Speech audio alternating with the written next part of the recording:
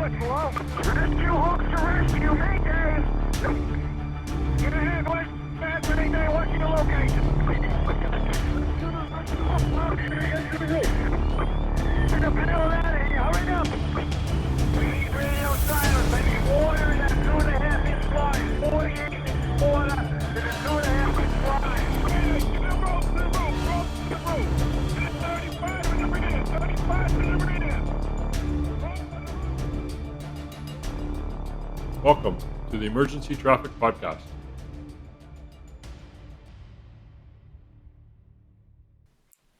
Hello, and welcome back to another episode of the Emergency Traffic Podcast, where we review and discuss firefighter line of duty deaths to learn from them and hopefully prevent them in the future. My name is Paul, and I'm your host. This will be episode 54 of Season 3. This week, I'm joined by Denis. Our other co-hosts are working or on holidays or out of town. It's up to the retired guys, Waldorf and Statler, to hold up the fort and keep production going. This week's episode was originally planned for July. I usually try to cover incidents in the month that they occurred in, but vacations interfered with my schedule. This incident information comes from the NIOSH report of July of 2018, Sun Prairie, Wisconsin, where a firefighter was tragically killed in a natural gas explosion and 2 other firefighters were injured. Please listen in and hope you enjoy the show. Hi, Denis. How are you? I'm good. How are you, Paul? Good. Enjoying the summer weather? Yeah, well, I certainly am. Although suddenly in the last week or two, we've gotten more rain than we've gotten all summer, which is a good thing, I think.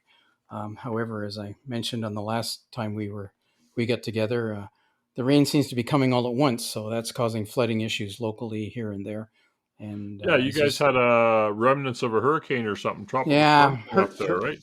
Yeah, Hurricane Debbie came through, but it mostly, I think, beat up southern Quebec for the most part. I think got pretty badly pasted. We got some rain. It wasn't too bad here. So big flooding in Quebec. That's right. I saw that, like Montreal. Yeah, and north, right, in the Laurentians. So, the old infrastructure is just not used. It's not that it's not used to getting rain. It's just not used to getting it all at once, and that's causing issues in Europe too. You just look what's going on in Europe, right? Portions of Europe are frying and burning, and other parts are drowning. So it's quite a mess. So those who don't think the climate's changing, you're not right. It's changing. I clearly agree the why is up for debate, but there you go. The why is up for debate. Yeah, the fact that it's changing is, I think, irrefutable. Climate does change. This all where I am in Alberta all used to be under ice. So yeah, long ago. Very much dinosaurs, so. And that's where we get all the oil from, I guess. Yes.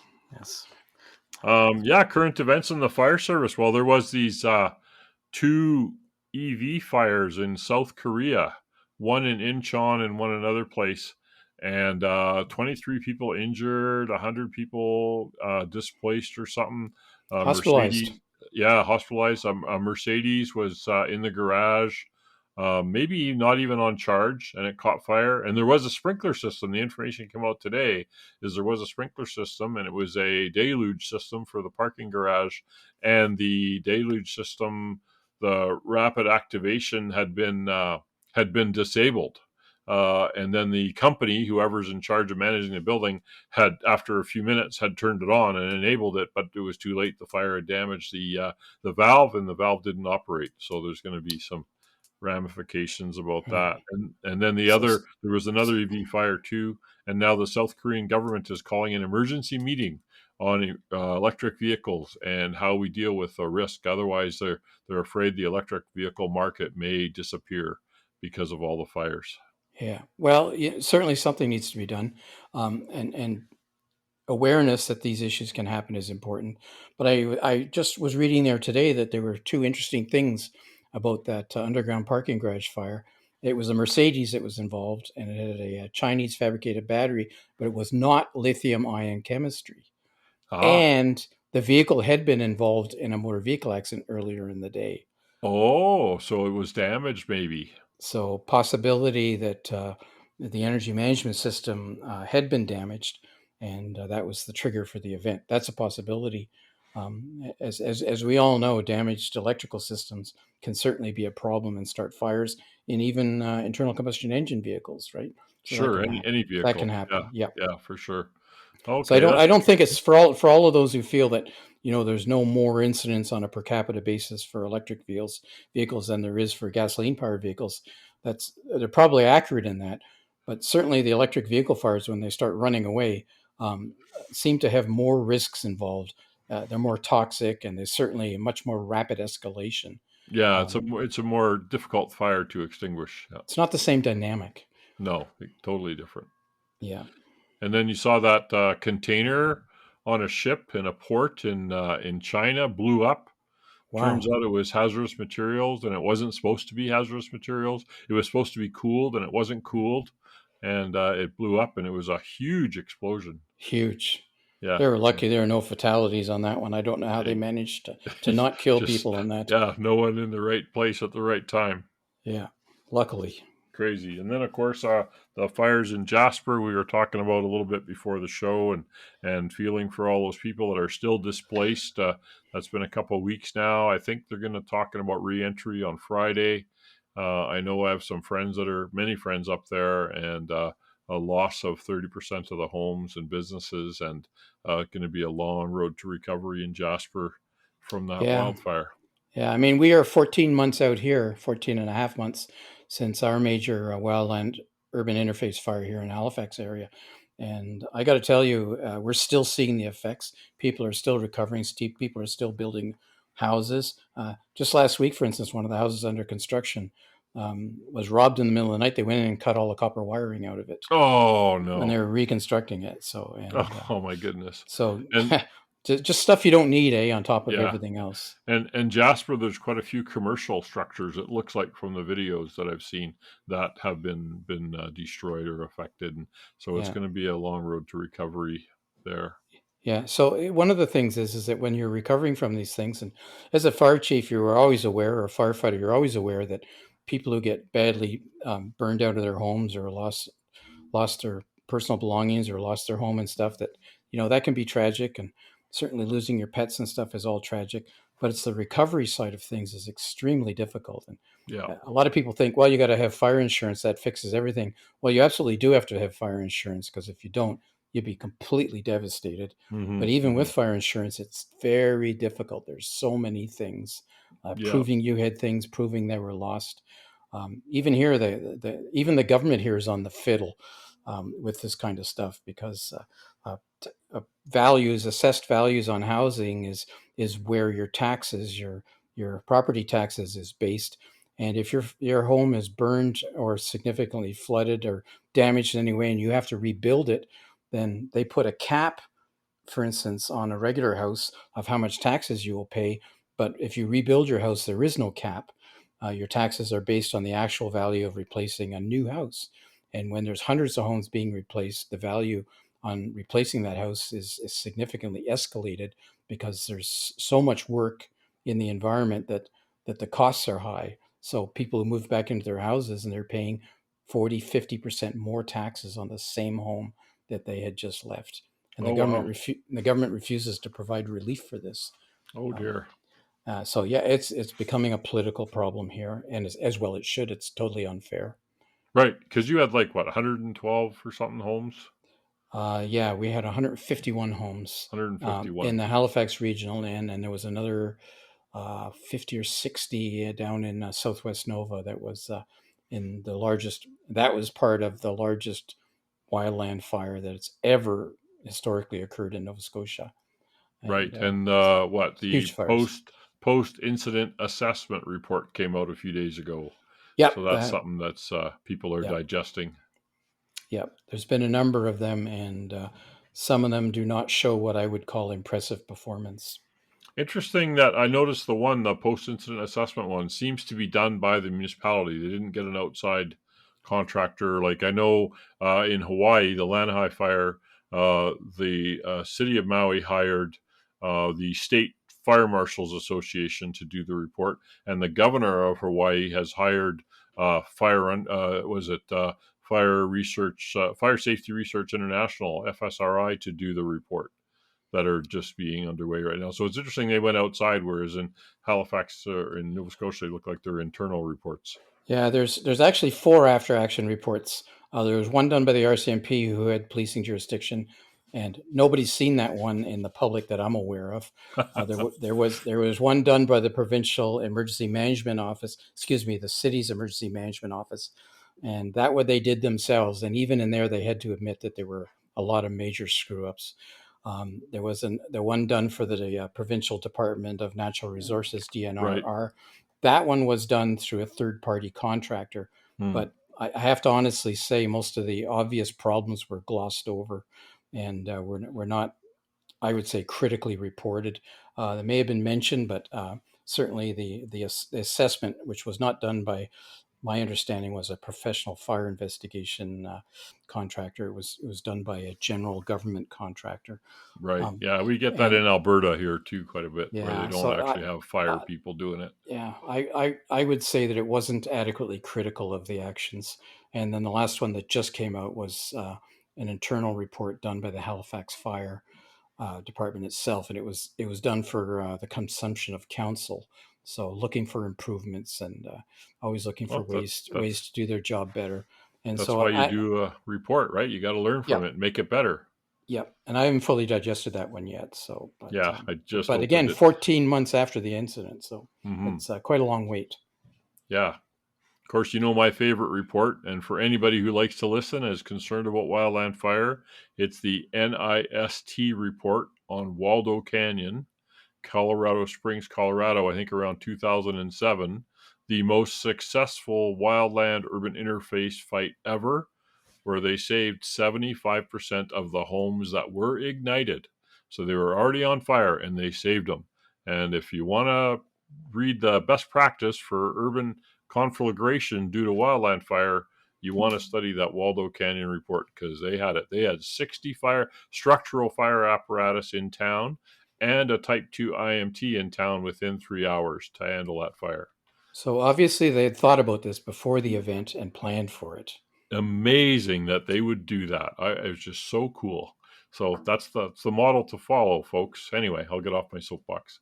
Back to the podcast. This week, we're going to talk about episode 54 about Sun Prairie, Wisconsin in July of 2018. So we're a few weeks behind here in my recording. I was too busy camping and vacationing, but we're catching up. Anyway, a firefighter died and another firefighter were injured in a natural gas line explosion in Sun Prairie. This report information all comes from the NIOSH report about this incident that is publicly available. On July 10th of 2018, a 34-year-old paid-on-call firefighter volunteer captain died, and another firefighter was injured in a building explosion while responding to a report of an outside odor of natural gas. The fire department in this case that's involved has 2 fire stations serving a primary geographical response area of 94 square miles and responds to approximately 1,700 emergency incidents per year. They have a total of 45 volunteer members, 13 career firefighters, and 6 part-time firefighters, serving a population of 43,000 residents. Among many other topics, the department's extensive standard operating procedures included sections on radio communication, National Incident Management System or Incident Command, gas meters, incident response, maydays, structure fire procedures, and training. So we're going to capture a little bit of the information in this report that dealt with the training and experience of the individuals involved. So it's not the whole fire department necessarily, but certainly the individuals that are being focus of this investigation. So in general, though, to become a volunteer firefighter, applicants submitted a written application and a photocopy of their personal identification to the fire department. Applicants then spent 2 nights at the fire department as an observer, watching drills. Following their background check by the fire department, applicants were required to get a medical clearance via a physical, as well as to pass a physical agility test. So these processes will vary from fire department to fire department, obviously. So they may or may not match your experience as a listener. Anyway, mandatory training within the first year, once you're accepted to the department, then included topics of bloodborne pathogens, basic life support CPR, NIMS, that's the National Incident Management System, ICS series courses at the 100, 200, 300, and 400 levels, and training on radio operations. Probationary members were then assigned a mentor for a minimum of 1 year. The state of Wisconsin itself, where this incident happened, requires at least 60 hours of entry-level training. That's pretty good, actually. Yeah, that's awesome. After entry-level training, probationary members obtained their SCBA training. Members then were required to obtain state certification as a firefighter level 1 and then to advance to firefighter level 2 before the individual was classified as an interior on-air firefighter for fire incidents. So That's these really good. yeah, that's not bad actually. It Mhm. is something some departments are doing around here. These courses met NFPA's 1001 standard for firefighter professional qualifications. So firefighter 1, firefighter 2, those are the two levels within that standard. So all firefighters within this department, or at least then firefighter 1 certified. And so this incident happened in 2018 now, mind. So those standards have changed since then a little bit. So Oh, yeah, they're amalgamating them all to get less standards.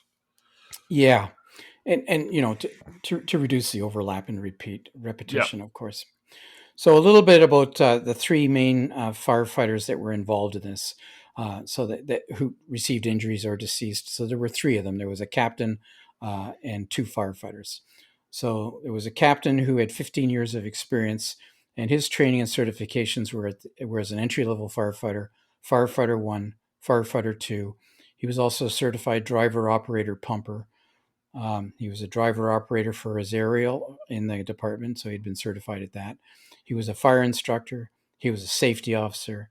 He was a fire officer level 1, which is 1021, I think it is, Paul. Is that right? I Yep. think that's Right. right. Yep. That's right. And then he had NIMS 100, 200, 300, 400, and 700, and 800. And he had some training in hazmat operations at the operations level. Very well trained. Yeah. So quite an experienced firefighter, 15 years, should have been fully competent. So firefighter 1, who was injured, no names in this case, had 5 years of experience. So he was also trained as an entry-level firefighter, was a certified firefighter 1, firefighter 2, driver operator for pumpers. He was had training as a fire inspector, so he did I don't know if he did fire investigations, but he would have done fire safety inspections. Um, he had NIMS courses at the 100, he had ICS 700, and he had training in a hazmat at the operations level. And so firefighter 1, by the way, was very badly injured in this incident, as you will discover soon. Firefighter 2, who had minor injuries, had only 10 months on the job, so I guess he was still a probationary firefighter. And he had his firefighter 1. He had NIMS 100 and 200, and had ICS 700 and 800. So I believe that he would have not been as certified for interior on-air firefighting. So that kind of raises a question as to where he actually was later in the incident, as to whether he should have been there or not. But this report doesn't really get into that, but we'll get into that in the commentary. So we'll talk about equipment and personnel. So the fire department from Sun Prairie that responded, when they were called, they responded with one engine, which was engine 3. And it was staffed with 5 firefighters. And there was also one command vehicle called Car 2, who was staffed by the on-duty assistant chief that day, who would have been the senior officer available immediately. So while the initial responding crew began evacuating the buildings in the area, so the fire department was only 1 block away, so very short response time. So when they arrived on scene, they started evacuating buildings in the area that surrounded the gas leak. So the assistant chief, who was the initial incident commander, requested a call back for any available firefighters to respond to the station. So he basically did what we would call an all call. So anybody available, respond. So Ladder 1 then responded once a crew had assembled to staff the truck. And that happened after the explosion. It didn't get on scene in time for the explosion. It had arrived afterwards. So, but while this crew was assembling, the captain on that truck grabbed his gear and walked from the firehouse to the intersection where the gas leak was occurring. And like I said, just 1 block. So he walked south 1 block. So the fire department is located one block north of the incident and takes up the whole block to the east of that. So, a block and a half by the time you walk it. And came in on the north side of the site from where the leak was. So several other firefighters also responded to the scene on foot due to the proximity to the fire station. The apparatus was initially parked within the first in apparatus, which would be engine 3, was initially parked within steps of the leak. So they pulled into the intersection, and then when they realized how much gas there was in the area, they rapidly moved back away from the intersection to a more safe location. Which is good. Probably that was good. That's always risky when you pull up to a gas leak and you're right Yeah, in the cloud. yeah. You always had to be so aware of hazmats when you're coming in, just where you're positioning. But I got to honestly tell you, Paul, I've been in a situation where I've got, okay, this is not the right spot, and had to Yeah. relocate. And There was another one. I don't know if there was fatalities involved where I think it was in Memphis or Kansas City or something where they got downtown into a block and the whole block blew up and firefighters I'll have to look for that one. That was another. It's like, oh wow, and the gas company was there on scene before fire got there and yeah, investigating, and yeah. yeah. So the virtual 360. So upon arrival, the firefighters would have found a brick two-story building. It was the end unit of a three-building mixed occupancy block with streets on the Alpha and Delta sides. The fire building was actually a pub on the main floor with large front windows and an awning over the windows and apartments above. The buildings appeared to have flat roofs, and the mill building of the block of three that was a single story, whereas the other two were two-story buildings. And this is we looked at the on the Google Maps and stuff like that. Like this was downtown Main Street. In fact, City Hall is across the street, and there's a pizza place and a grocery store and another pub. And so it's kind of a main intersection in town, set Yeah, of traffic lights and stuff. yeah. So just for clarity, the alpha side of the subject building runs east west, and that's Main Street, East Main Street, and the delta side runs north south, and the fire department's just to the north of this location. And they And all came down the Delta side right to the fire from the yeah, hall, from the yeah, station. Yeah. yeah. That street's called Bristol Street. In case any of you want to Google it, North Bristol and South Bristol. It splits at East Main Street, which is the east-west axis. And there's quite a few. There's actually YouTube drone video of the fire in the later stages on YouTube, and you can Google map it and stuff. So that's what we did actually here before we did the recording. The initial report of gas odor came from a pizza parlor at the intersection of the two city roads, which was the alpha exposure was the pizza parlor, approximately a block down from where underground boring had been taking place. The pizza parlor was directly across the street from the building that exploded. The area is a main street, historic city, older multi-story buildings, type 3 structures, which housed restaurants, businesses on the first floor, many apartments or additional business offices on the upper floors. To the northwest side of the intersection, there was a bar or pub, which was the explosion site. The across the street from the explosion site to the east, so the Delta side, was a multi-purpose building that houses a confection restaurant and apartments. To the southeast, Former City Hall. former City Hall, yep, beautiful big building with a tower on it and stuff. To the southeast of the intersection where the explosion occurred is a building shared by the Department of Corrections and a Mexican restaurant. And to the west, on the other side, which would be the Alpha exposure, is a pizza parlor. Given the time of day, the restaurants in the area were full of patrons during the dinner rush. These virtual 360s, we add them into the NIOSH report just to kind of paint a picture in our mind due to the method that we're presenting the media. Or as I was listening to on a podcast today, Edward James Olmos, if you remember him from Battlestar Galactica and Miami Vice, he was getting interviewed by Katie Sackhoff on the Sackhoff show. And he says, we're storytellers. And so that's what we're doing. We're storytellers. We're telling you a story of what happened. Unfortunately, our stories are not fiction. We have The a building, message. we have a message, yep. The building that exploded was a two-story brick structure built in 1883. The building was 4,222 square feet above grade, with 2257 square foot footprint, including porches, entries, and garages. The building also had a below-grade cellar with access directly inside the Delta side door. The explosion occurred during business hours. Prior to evacuations, there were approximately 40 civilians inside the structure. The detective sergeant investigating the incident reported to NIOSH that the captain, the victim, was wearing standard issued structural firefighting coat, pants, boots, and helmet when he was found at the scene of the incident. Both the captain and the injured firefighter were wearing SCBA at the time of explosion, but neither were on air during the response or explosion. NIOSH investigators examined and photographed all available structural firefighter clothing being held at the City Evidence Department under custody of the police, and the PPE was not determined to be a contributing factor in the incident. The weather at the time of the report of gas odor in the area, it was around 74 degrees Fahrenheit and sunny with a 4-mile-per-hour breeze from the north. The weather does not appear to be a contributing factor in this incident. I would probably disagree with that because any wind at all in a natural gas leak has an impact. And 4 miles an hour is not a lot, but Probably would have been better if it was more, because you would have got more dissipation. correct. Yeah. And it tunneled between the two buildings, probably. correct. Yeah.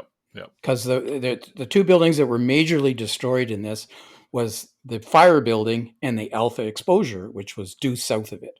So you had the wind from the north actually blowing towards the South, the Alpha exposure. So I think there's a possibility that the weather had a slight impact. Yeah. The directional boring. A 5-inch gas main was punctured by a subcontractor during unpermitted underground boring to locate underground utilities, causing natural gas to collect in the sewers and the basements of the surrounding buildings. An unknown ignition source caused the trapped gas to ignite and explode in the building while the firefighters were exiting the building. So further reading of news reports and so forth suggested that they were aware, the directional boring company was aware the gas main was there, but they were not. They had the wrong location for it. They were out by many feet, so that probably contributed somewhat to this incident happening. So the investigation itself revealed that on July the 10th, the 34-year-old paid-on-call captain died, and another firefighter was seriously injured when the building exploded due to a natural gas leak. The deceased captain was responding as a callback officer, and he was in the process of restaffing the fire station during this incident. At 1821 hours, dispatch was notified of a possible gas leak at the intersection of the two roads. And at 1825 hours, Engine 3 responded with firefighters along with Car 2. So it took them 4 minutes to clear the fire hall. Not bad for callback. Yeah. The initial report of gas came from the pizza parlor, which was at the intersection. But so they were in the Alpha exposure on the south side of the intersection, southwest side actually. And that was about a block away from where the boring was taking place. In other words, where the boring machine was located and was pushing into the ground.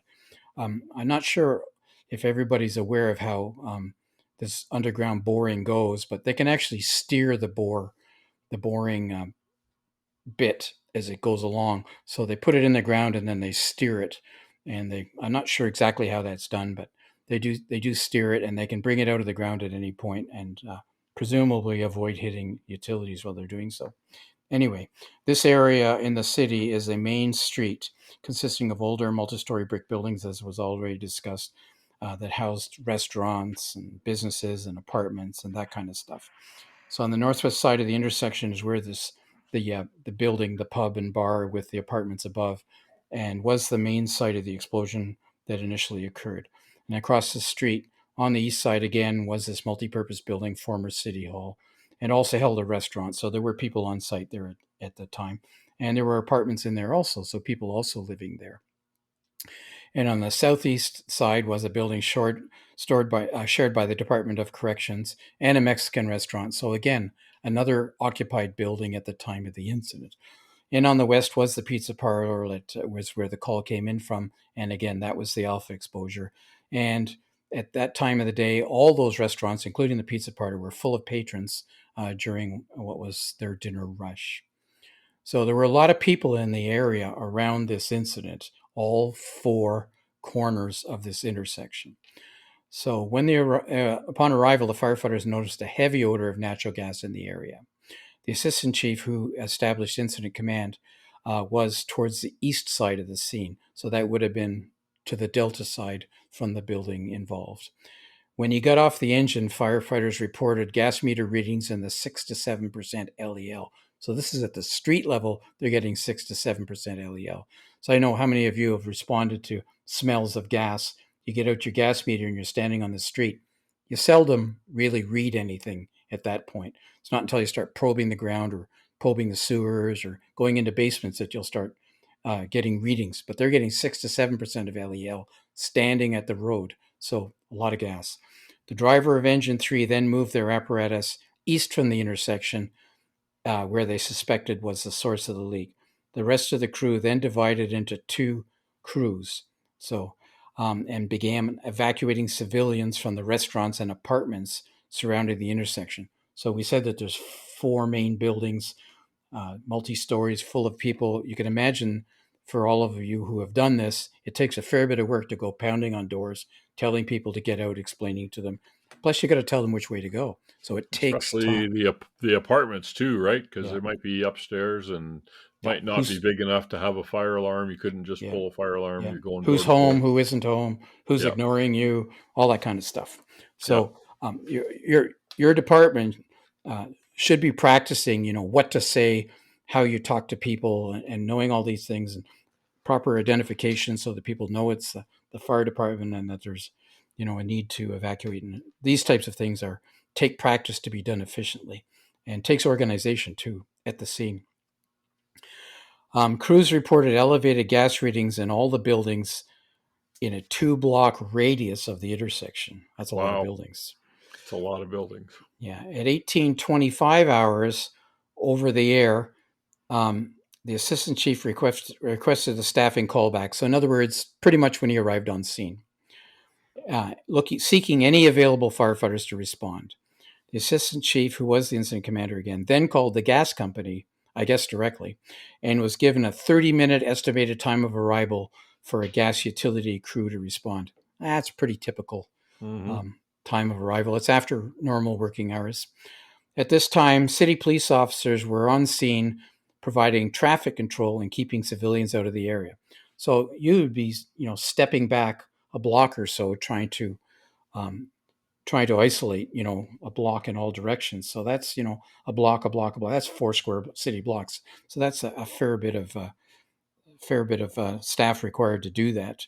So the first responding fire crews continued to evacuate civilians and check gas levels in the buildings, noting high readings coming also from the sewers along the street. Crews reported that they were also able to hear hissing out of the sewer grates. Oh my That is goodness. not a great sign. That is So, bad. And I just wanted to say here too, when we talked about the 6 or 7% LEL at the street level, I mean, if you're getting any reading, any LEL, you need to get everyone out of there, because if you're getting something, that means there's a heavy concentration somewhere else, because you're standing outside in the open air. yeah, So it's a dire life safety yeah. emergency. And as Paul and I were discussing before we went on air, is this natural gas leaking underground um, will penetrate into areas. It'll follow gravel in the ground where pipes are buried. It'll follow sewers. It will follow all kinds of spaces until it finds an open area. So it will then start to collect in basements. And when it starts to collect in the basements after passing through the soil and the gravel and so forth, it will not necessarily have an odor to it, because being underground in a wet environment and or passing through soil tends to strip the odorant, the mercaptans, out of it. These odorants are put in deliberately to give the gas a smell. So there's a possibility that you may not actually be aware of it using your nose. So in this case, they appeared to be using gas detection devices, which is a very positive thing and a smart thing to do, and clearly had enough of them to equip the couple crews. So Which is that's awesome. Yeah. awesome and a really good thing to be doing and a smart thing to do. You can't depend on your nose. Yeah. I mean, you did everything right here.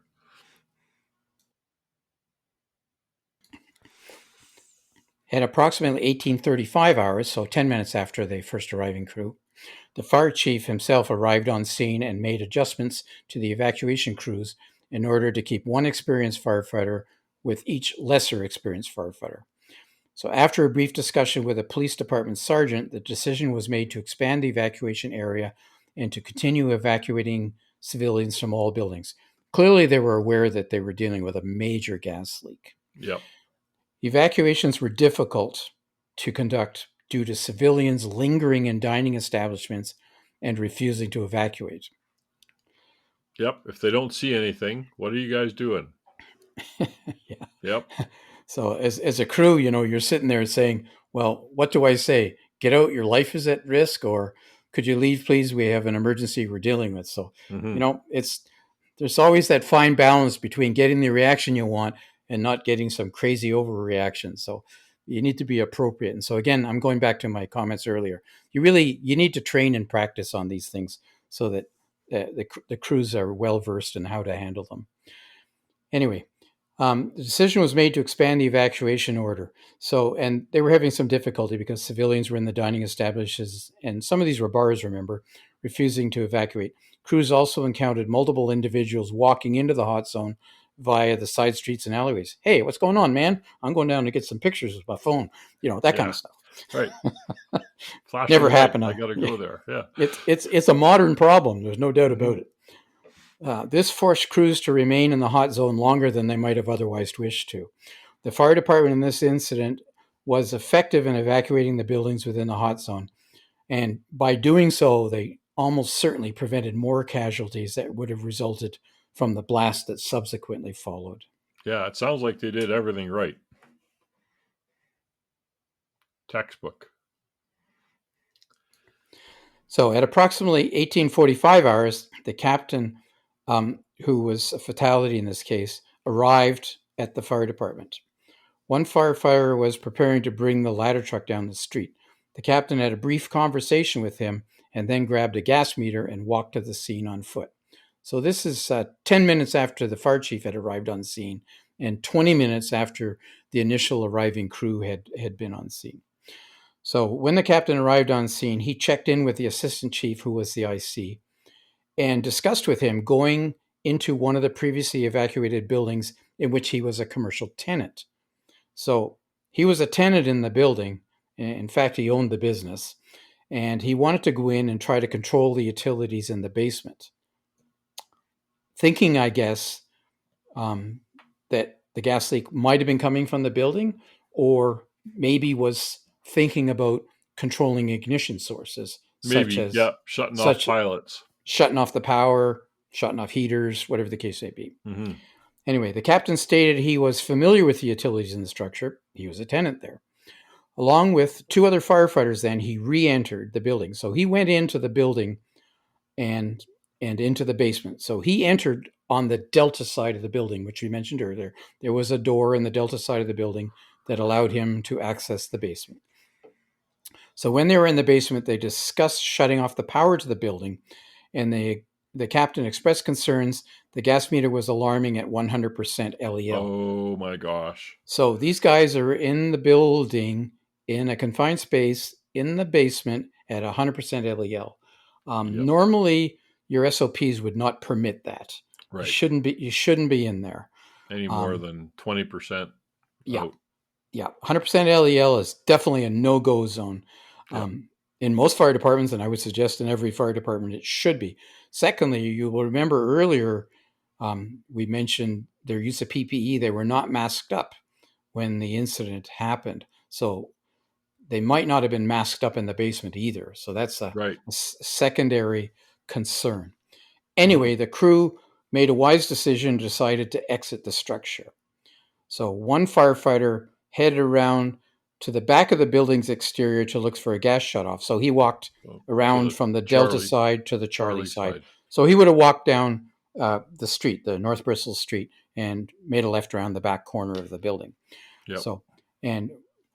So he's looking for a gas shutoff valve, figuring let's shut the utilities off from the outside. So they're still thinking that maybe the leak is coming from this particular building. Although I will remind you, this is not where the building where the 911 call originated. And I'll also remind you that the firefighters on the scene knew there was an issue, most likely in the sewers, because they could hear it on the But street. these guys didn't know, even though they did check in with the assistant chief, but somehow that didn't get to them. Yeah, there was some disconnect in communications here, clearly. And the assistant chief is the guy who was the IC, should have had all this information. So I would say there was a failure to assess the risks adequately, clearly at this scene. Anyway, as the captain and the other firefighter were stepping out of the threshold of the building on the Delta side, the building detonated, exploded. And this happened at about 19:05 hours. So this is 45 minutes Yeah, after they the had lots call. of time. So the gas has been leaking for a significant period of time. Yep. So the fire chief at this time was approximately 1 block east, so from the Delta side, further east, away from the blast. And after it happened, he immediately called for a PAR. Despite the fact he was a block away, he suffered a concussion and mild hearing loss immediately following the explosion. This was a significant explosion. Yep. If you look at photos of the after action, there is pieces of building a long distance. It's everywhere, all over the street. Nothing left of the initial building. Just leveled right down to the concrete. Another firefighter who was standing on the sidewalk up from the building when the explosion, in other words, to the north, up from the building occurred, turned around and returned to the pile of burning rubble that was in the street and saw the firefighter who had been with the captain partially buried. So he could see this guy. So at approximately 19:06 hours, he radioed to the chief that he had a firefighter down. The injured firefighter was in the pile of debris, and he slowly sat up and was noticed and then assisted away from the pile. A third firefighter did a medical evaluation on this firefighter. And they had been in the basement. That's what they're saying, is they were still just exiting. Yeah. So patient care was then transferred to the first arriving ALS EMS unit, so Advanced Life Support EMS, ambulance crew, in other words. So at this time, other firefighters began searching the pile of rubble for the missing captain. So they knew the captain should be with the firefighter. They didn't know where he was. So Engine 3 began flowing water in what was left of the building. So they would be down off the Delta Alpha corner, down in that area. So they start flowing water on the building, or what was left of the building, which was becoming more involved in fire. Engine 3 utilized a deck gun to put water on the fire.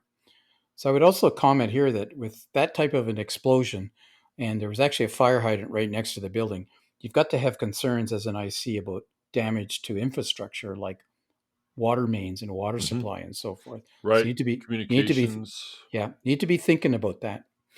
So as the search continued, the assistant chief, who had responded to the station callback, an assistant chief, and was operating on the pile, instructed the crews to remove their self-contained breathing apparatus because it was slowing down their search operation. Not sure that was a wise decision, but unusual. The firefighter who had found the first downed firefighter and the firefighter who was part of the captain's basement crew went to drop their SCBA, and then they saw the reflective trim of the captain's boot in the rubble. The captain was then found lying face down with his right boot and head visible in the debris, with the rest of his body covered in rubble. A firefighter reported feeling a faint carotid pulse on the captain as they were removing him from the pile. The captain was then loaded onto a backboard, transferred to an awaiting ALS ambulance. No pulse was detected in the ambulance by the paramedic crew, and they immediately began resuscitation efforts. The captain was subsequently pronounced dead at the hospital at 20:05 hours. The occupational injuries and fatalities are often a result of one or more contributing factors, a sequence of a larger sequence of events that ultimately result in the injury or fatality. Investigators identified the following items as key contributing factors in this incident that ultimately led to fatalities. Obviously, the subcontractor performing unpermitted directional boring for the underground utility, the natural gas leak caused by the said directional boring, the natural gas line explosion, responders working to evacuate lingering civilians within the blast radius at the time of the explosion, and of course the captain and crew that entered a building previously evacuated during primary search in an attempt to control utilities. I would question that it might be because it was his business, and the assistant chief, the incident commander, may have kind of went, well, okay, it's your place of business and you want to try to get involved, but still, if you've got high LELs, you shouldn't be going in there if you know it's been evacuated. Yeah, the chief, the IC should not have permitted that. Really, he No. shouldn't have. But I mean, it's tough. I've been in a position as an IC. We had a drowning car that went in a lake, and we had members of the police and fire that were adamant because you could see the car below the water. It's a real clear lake in the mountains, and they could see the car. And people reported that there was a person in the car when it went in. They saw the person, and we were not trained in underwater rescue. We only did surface rescue, and I had to argue with a police officer because he was like, "I'm going to hang off your boat and I'm going to see if I can reach down there." And I told him, and absolutely not. And here I am, given a police officer who really isn't under my command, but I was the incident commander, and I said, absolutely not. You are not going to go in that water. There's no way. And they were not happy, but I'm sorry. It was a long response before we got there. So the chances of a savable life were really minimal, and it wasn't worth the risk. Well, there was a savable life, and it was the police officer. Right. That was the one. And, yes, I know you're going to be a hero and go rescue them, but I'm sorry. It's too late. It was a 40-minute drive from Rocky Mountain House out to Abraham Lake. The guy's not alive, even in an air pocket. Like, no way. No chance. Anyway, so recommendations from the NIOSH report is fire departments should use the emergency response guidebook and ensure that collapse and explosion control zones are established when dealing with potential explosion hazards. During operations, the dealing with a gas leak and the possibility of an explosion, apparatus should be positioned outside the hazard area, 330 feet or 100 meters, as per the fire department's SOP and the emergency response guidebook. Positioning should include barriers if possible and water supply considerations. Once the building within the hazard area has been evacuated, firefighters should not re-enter it until it has been cleared safe to do so. All efforts to evacuate immediate hazard areas should be performed swiftly and efficiently to limit first responder exposure to potential explosions. In this incident, the captain and two firefighters re-entered a previously evacuated structure within the hot zone to turn off utilities in the building. The explosion occurred just as the decision was made to expand the already established hot zone, and the captain and firefighters were exiting the structure. And I mean, these firefighter fatalities at gas leaks are not uncommon. It happens at least once every year or two.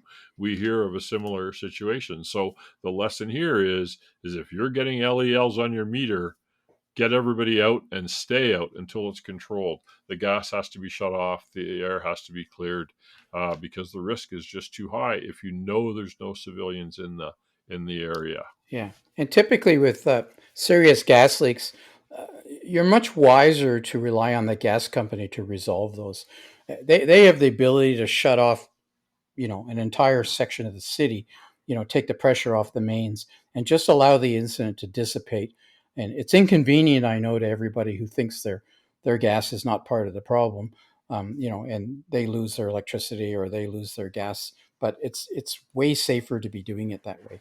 Do it from a safe distance. And the big problem with a hazmat, right, is you always look like you're not doing anything because you're standing back. Rule of thumb, Denise giving me the thumb. And if the thumb doesn't cover up the tanker truck that's leaking, you're too close. But he's absolutely right. There was another incident in the Midwest somewhere where there was a unknown propane tank under a house or something, and the firefighter got trapped underneath the building. And so we need to be aware of these. That's why we're doing the podcast. Yeah. Once the civilians are evacuated from the buildings, your next most serious risk or life risk is your firefighters. Yeah. So allowing them to put themselves in danger for, questionable ability to control the situation is not wise. So recommendation number 2 is that fire departments should ensure that incident commanders continuously evaluate the risk versus gain when making operational decisions during evacuation operations. Pretty much what I was just saying. Just what you said. So the initial size up conducted by the first arriving officer allowed the officer to assess conditions and to assist in planning the response strategy. So they were getting, and I'm just going to recap, they were getting LEL readings on the street approaching 10%. Those are, in my experience, unusually high without there being a large gas leak. They were getting much higher levels inside buildings.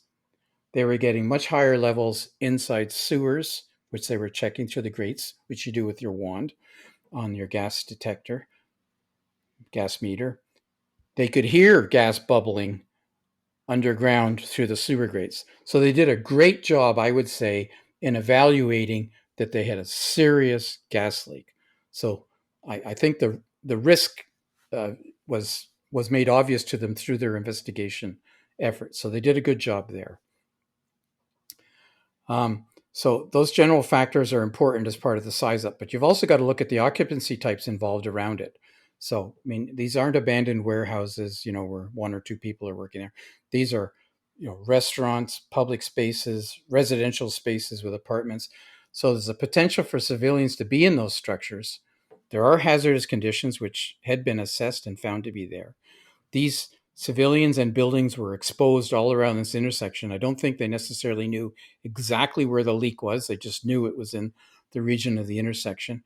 And there were time considerations. So the incident, it was quite a significant period of time that this gas was rapidly leaking before the time of the detonation ignition.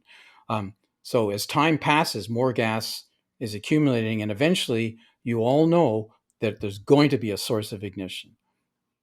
somewhere. It's inevitable. A water heater's going to turn on, or anything like that, a refrigerator or something like that. So the length of time before, Portable radio that a firefighter carries.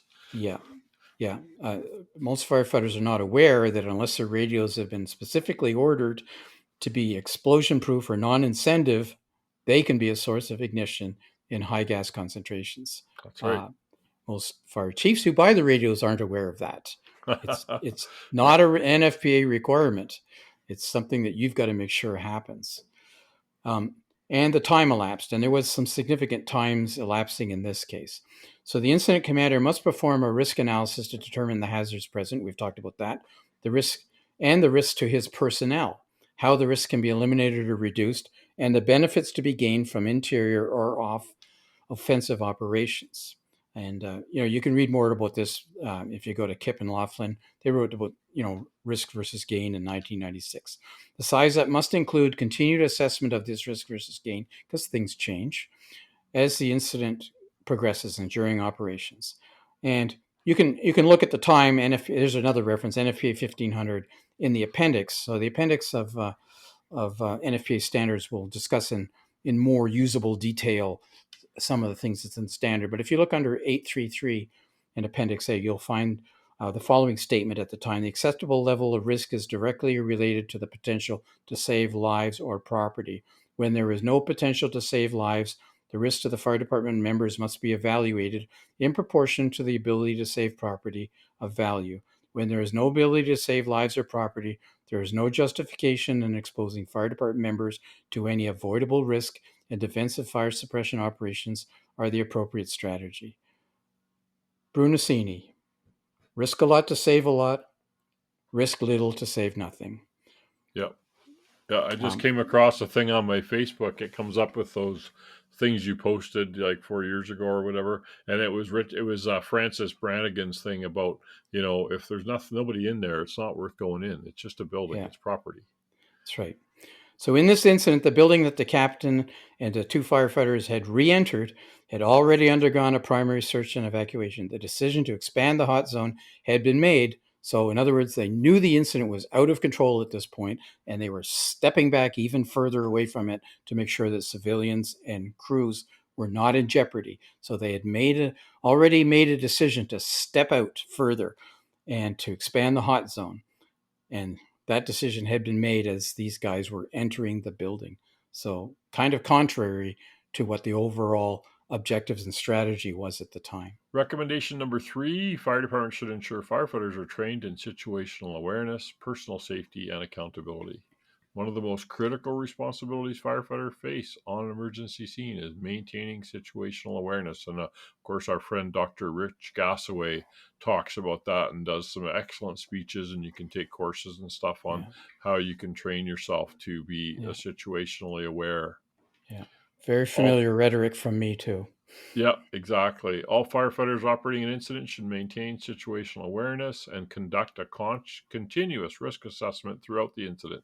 The opposite of situational awareness is tunnel vision, where the firefighters become so focused on their task, firefighting, or other operational assignments that they fail to sense changes in the environment. The firefighters can maintain their situational awareness by training with and trusting their tools and detection instruments, communicating with fellow crewmates in command, continuously looking, listening, and feeling around for new or unusual sounds or vibrations. In this incident, the incident commander and the fire chief, working with the police supervisor, continued to reevaluate conditions. Due to the migrating natural gas in the 150-year-old infrastructure hot zones, were difficult to establish due to elevated readings in multiple buildings. Additionally, police and so they were using meters and they were communicating, so that's all good. Police and fire crews having to deal with breaches from curious residents entering the area from alleyways or other locations that could not be controlled. Police perimeters were moved out 3 blocks from the initial response location. The command location was moved 5 times during the operation. The captain was assigned to utilities due to his knowledge of the buildings in the area which housed his restaurant and pub business. Although the building had previously been evacuated by the first responding crew, the captain requested to re enter the structure and control utilities as called for in the department SOPs. The IC used an accountability board upon arrival and regained control of accountability post explosion. When you So, see the incident in the videos and so forth, it's actually remarkable that they maintained their composure to do a PAR, to actually do a search, find the victims so quickly, which they did. And then they were faced actually with a pretty serious fire on 2 sides of the street and a lot of other debris and problems, not to mention the exclusion zone they were trying to maintain. yeah, So, this ended up being a massive call. If you watch the videos, you'll see that. And of course, access was blocked because the road directly south of the fire station was blocked by debris. So they had to respond around, and they had debris everywhere, and they had 2 large fires burning. In fact, the one was a massive fire. yeah. So to do that, plus treat your injured firefighters, plus deal with a fatally injured firefighter and the gas leak and all the civilians, I mean, this was the And it, report doesn't really address that, but this was a big call. yeah. And it was getting dark.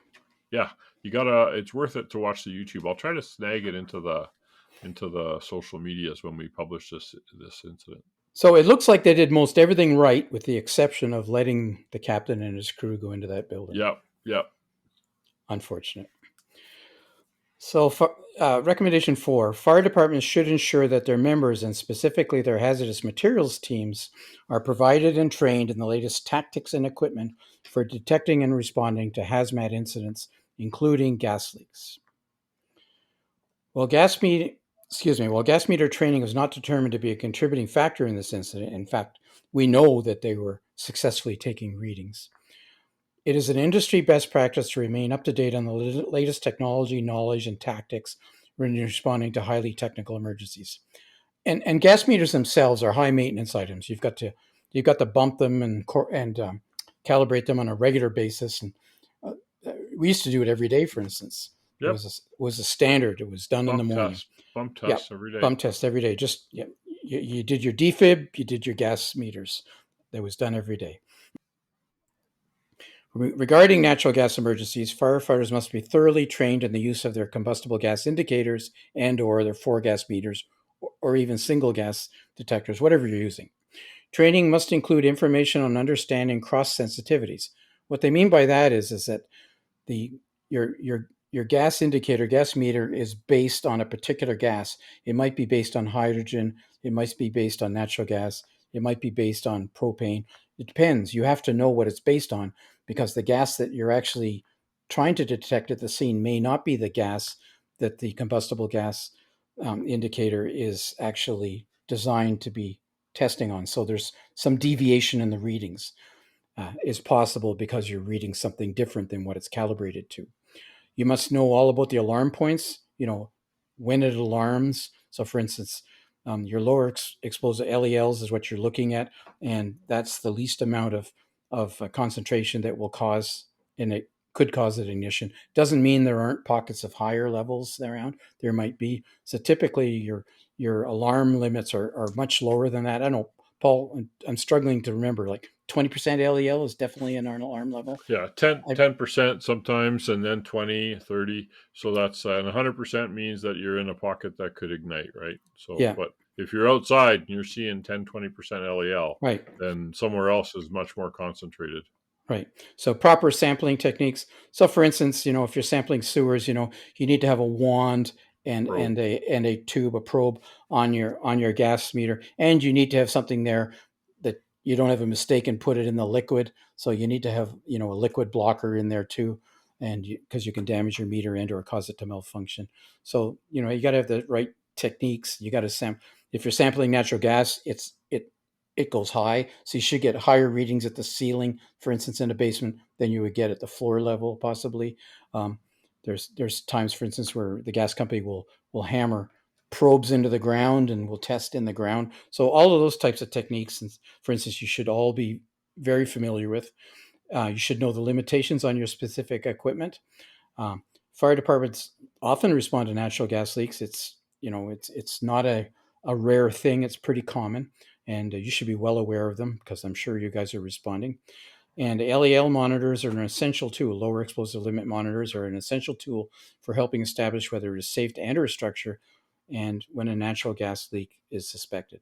You should have SOPs that talk about, It's all you about know, training, yeah, really. So we could yeah, summarize this whole chapter on is that, be trained, yep.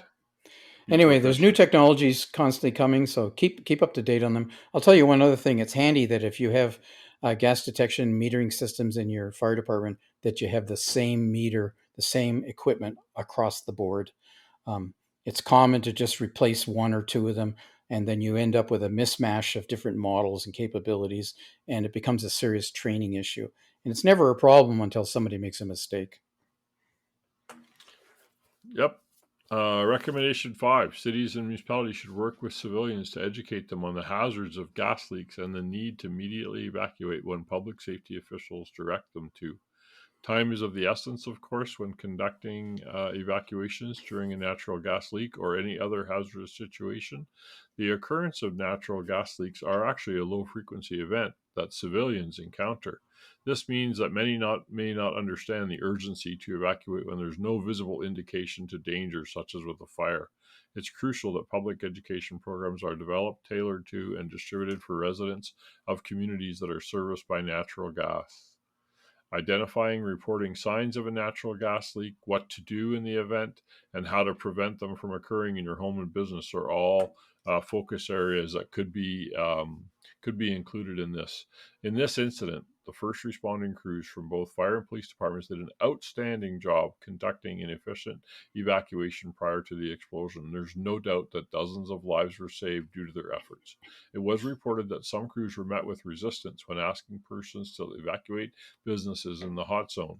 This resistance, along with individual civilians re entering the evacuation via back alleys and side streets, forced the decision of Incident Command to remain in the hot zone until the all clear was given. The city emergency managers and fire departments should take every opportunity to educate the public and encourage civilians to comply with directions from first responders. The quicker crews and civilians can get out of the immediately hazardous area, the less likely it will be that anyone will be injured in the event of an explosion. And yeah, I've done that. I mean, apartment buildings and go pull a fire alarm and kick in doors and say, come on, guys, you got to get out. You got to get out. And yeah, people don't really appreciate that. Yeah, it's a tough one though to put a public education program specifically on gas leaks. Um, Probably more appropriate as it is in the last sentence or paragraph here to talk about, more generally that the fire department is here to protect your life. Please listen to them. You Yeah, know, exactly. Yeah, general response. Yep. yeah. So there were a number of other recommendations that came out of the NIOSH study that were not specifically factors in this particular incident, but are just kind of like motherhood and apple pie type recommendations. And we'll just quickly go through them, I think, Paul. Yeah, just the summary, even just The fire department should should have an effective personnel accountability system that's used by all firefighters and first responders assigned to any incident. I would say that um, your accountability system should not just include firefighters. It should include others on the scene. If it's police officers working in the hot zone, if it's gas company employees working in the hot zone, if it's power company employees working in the hot zone, really, it's wise to have a system that tracks everybody working in the hot zone. In this incident, command initially set up an accountability system to which firefighters checked in at the command vehicle as they arrived on scene. Prior to the explosion, there was a functional accountability system in place with the incident command, and the span of control was adequate. After the explosion occurred and rescue operations began, firefighters began arriving on foot to the scene and headed straight for the pile. So, bypassing accountability, in other words. It was noted that it then became unclear who all had responded until after recovery of the victims had been made.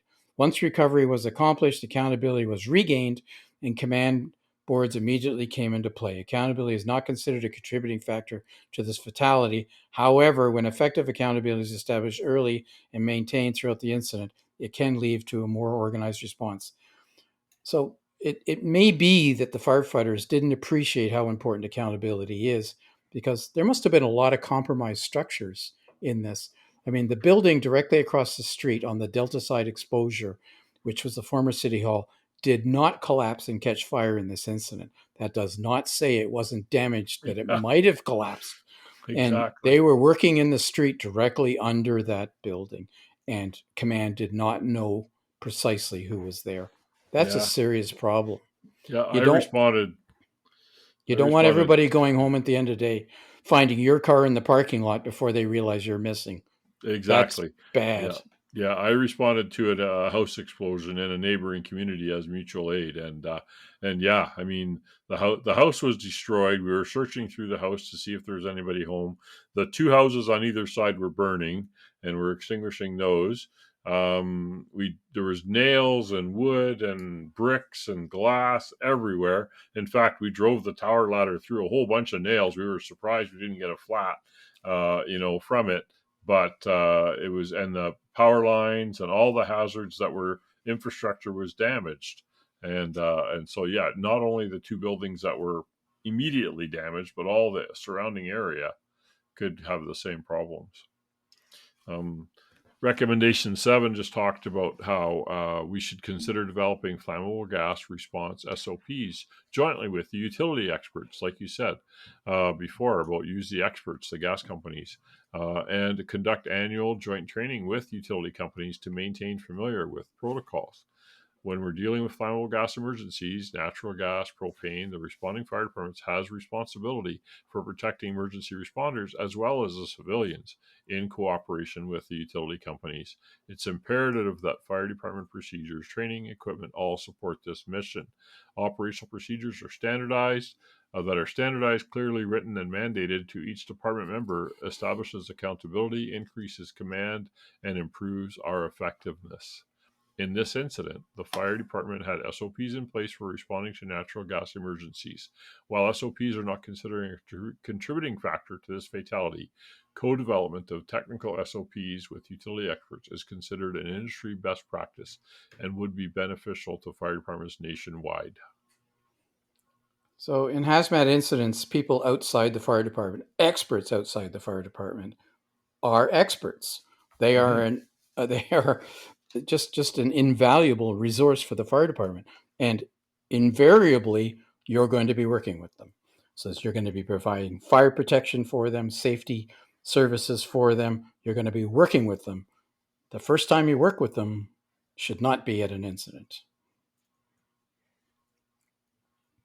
So recommendation 8, fire departments should ensure that firefighters wear a full array of turnout clothing and personal protective equipment, including self-contained breathing apparatus, appropriate for the assigned tasks. So while PPE is not considered a contributing factor in this incident, they were caught in a blast, it is notable in the discussion of an NFPA standard which is the fire department standard for occupational health and safety programs, that there's general clauses that firefighters should wear protective clothing that's appropriate for the incident, and should be used whenever a member is exposed or potentially exposed to a hazard for which it is provided. These folks who were injured in this incident had been in an IDLH atmosphere, immediately dangerous to life or health. They were in a 100% LEL natural gas atmosphere, and they were caught in an explosion, leaving that atmosphere. So what equipment you might have been wearing that would have protected you from a building falling on you? Probably nothing, but they also weren't masked up. So there is a possibility that if they had been still in the basement when the explosion happened and not masked up, they would have been caught in the ensuing fire. In fact, the pile that they were in was on fire, and not being masked up might have been detrimental to any survival potential that was there. Right, and that sort of merges into the next recommendation was if they had been on air, then his man down alarm, his pass alarm would have sounded, and that would have assisted in finding that person in the basement or in the rubble. So if they had been on air, one, it might have protected their airways from gas or the low oxygen concentration because the gas had maybe displaced it, or the dust, or the flames, or the hot burning vapors, etc., and the man down. So they should have been on air in the basement. Why they went into a building that was evacuated was high LEL without air. I'm not sure. Yeah, not a good decision. Yeah, and then the last recommendation just talks about building officials should be included in the emergency management services and planning committee drills because it's a team effort, right? I just did the fire inspector evaluations, and we have to ask each one of them to describe why do you have to get permits. Well, this is exactly why you got to get permits. No one knew they were boring directionally in through the underground. There was no permits pulled for it. There was no warnings. They just did it on their own, and therefore this ensued. So again, we need to involve all emergency management and building officials in these plans. Yeah. Okay, great. It was good to discuss and something to learn. Natural gas, propane, it's everywhere. All kinds of hazardous materials. We need to be aware of what can happen and how to respond. And if it's a hot zone, we got to stay out of it. And it's hard because it's invisible. Yeah. And it's not just Waldorf and Statler talking. Right. This is a wider issue, guys. That's right. Yeah. Unfortunately, the rest of our crew wasn't available. Dirk's in Germany, and Doug is busy getting ready to move and sell his house and all that kind of stuff. So they're too busy with summer stuff, and Zach is working. So it's the two retired guys that had time this week to record an episode. Thanks a lot. And we hope you enjoyed it and got something out of it. Yeah. And next time you're on a gas call, think about this one. Exactly. Thank you very much for listening to our podcast. Give us a like or a thumbs up, and keep listening, and stay safe out there. Yeah, we want you guys to remember that people die in these incidents that we talk about, and it's extremely sad and unfortunate, and many cases preventable. So try not to be an LODD. Think ahead, learn the lessons, be safe.